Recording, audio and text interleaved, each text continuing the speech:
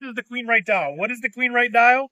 It's a way for you post-inspection to track the status of your colony. You can use the status indicator, which we have a single and a dual. The dual allows you to track the status of whether it's a mated, supersedure cell, swarm cell, no queen, or virgin queen. The core of that will allow you to determine what you're going to do with the hive post-inspection.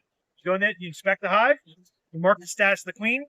In addition to that, you have the ability to mark the year the queen was mated. So last year's was red, this year's is green, right? You use that same color coding system they use for marking bees. The status indicator also has a center action bar. If you need to treat, feed, or inspect, you can actually mark the box with a washable marker, write the date on there, and you can track and get more information off that QueenRight dial alone. But that doesn't stop right there. You've got the QueenRight dial, and then you have the mating indicator. What is the mating indicator? If you have a cell or you're a queen breeder, you can easily track the timeline in which you're mating those cells to get that queen mated from the point in time when you decide that you see it. Let's say you're grafting queen cells. You just select graft. The date today is the 4th. You know that your cells will be capped on day 8. You know that once you take those cells and put them in a hive, that the 20th of the month is when you can go in there and start to see a mated queen. Of course, there's a couple more days to go with that. If you don't see it by the 30th or 31st, then you know you have an issue. You should redo the process. But at the end of the day, it allows you to track both the status of an actively mated colony, as well as if you have queen cells in progress. We also take these and we collaborate and bring them together. So this is your traditional QueenRight dial you see here. Recognize both the dials. This can pop off.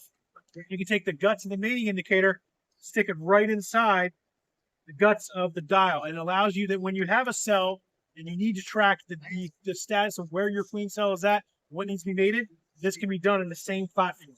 That's the point. It's really up to you on how you want to use it. I see, Philip, you're holding like this over here. You can take the mating indicator, put it on a piece of wood, drop it in your vest, and then you can pull it out, do that quick calculation to determine what you're seeing in the hive when you need to be back in that hive. Some people may not want to use the QueenRight dial. They might want to still write on their hives or use a logbook. But you need a quick calculation by saying, oh, I just found a cell in my colony. Cap cell, today's the 4th. Again, I should stay out of this hive till the 20th. And you can do that calculation, drop it back in here, write it on your book, write it on the top of the lid. It's really a universal system for you, and it helps people to quickly track. I look over these colonies over here, Charles.